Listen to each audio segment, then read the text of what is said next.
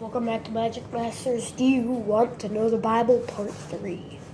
So last time we left off where Moses was listening to a burning bush. And we didn't really get to what the burning bush said.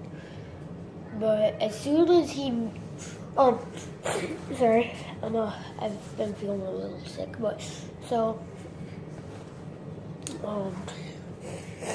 as soon as it said that, he said, "Who art thou?" And it said, "I'm thy God."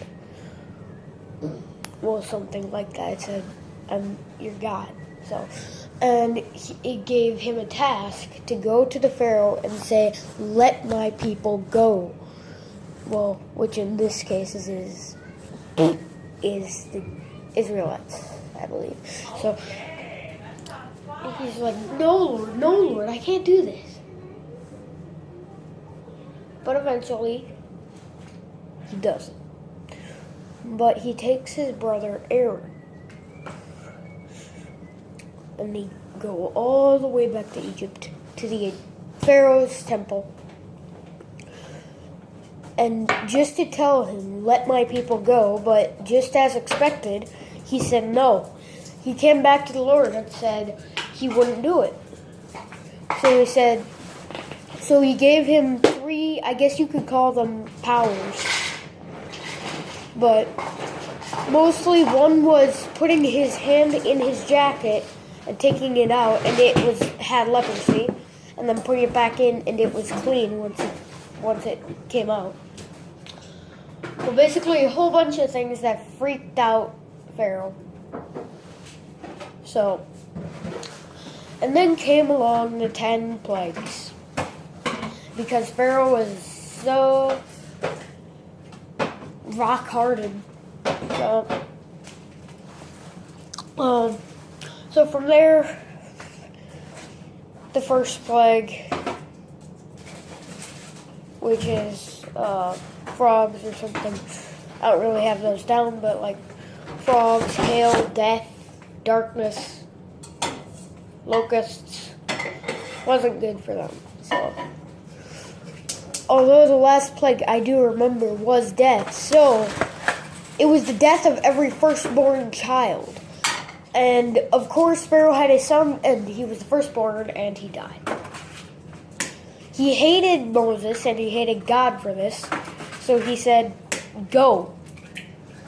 Take your stupid people. I don't want to see you." So they did. They went on their way. Your cereal's on the table, honey. And they had to cross the Red Sea, I believe. So they rested there for a couple days because it was deep. And Moses held up his staff because God told him to. And the waters split in half, and they walked through. But at that time, the Pharaoh had decided, "You know what? I want my people back. I'm not doing this work." So he ran after them, and they were right in the waters right when the Israelites and Moses had gotten on the other side, and the waters collapsed on them and killed them. And there actually is evidence of this, because there have been found wooden wheels, wooden pieces of chariots. So yeah, that's pretty good evidence that this actually happened. You can check that out yourself if you're judging me, so. So after that, the Israelites start getting all whiny and complaining, and are like, "Where's our water? Where's our food? Blah, blah, blah." And they're really frustrating God at this point. They're making him wonder why he even decided to save them.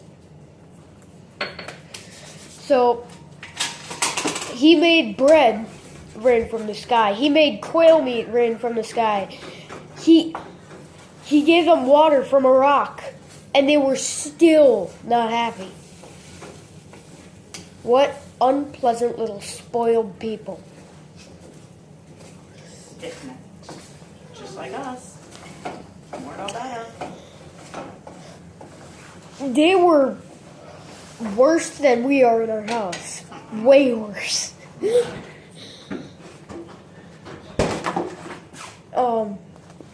So eventually they came to Mount Sinai, where Moses would receive the so-called Ten Commandments, which these people didn't really like. So while Moses was on this mountain, he was up there for about 40 days.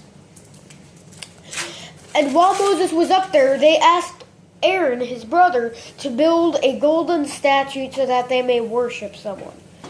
Of course, he did. So now when Moses comes down and finds them worshiping, he throws the Ten Commandments down on the ground, and they're carved on stone tablets. So it shatters. The earth splits open. Everyone dies. And Aaron and Moses live. Couple Israelites, but other than that, everyone was extinguished. So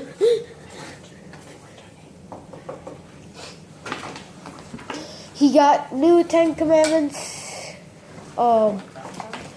Later in the Bible, actually, though, they do get killed, every single one of them, because they're so stupid and spoiled. So the golden calf gets swallowed by the earth. No, it's broken down. Yeah, broken down. Moses goes back up, receives the Ten Commandments. His face comes down lighting up, and he has to wear a veil because of the glory of God.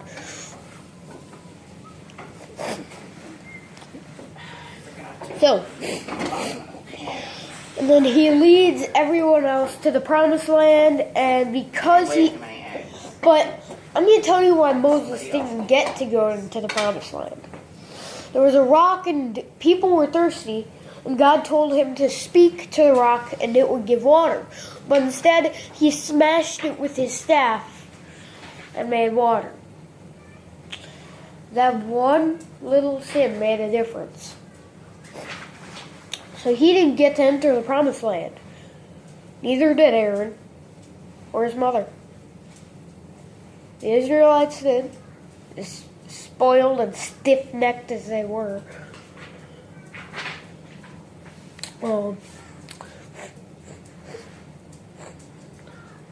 So God's still showing them mercy. Yep. Like we ought to do to others. And so this is part 3 of Do You Want to Know the Bible?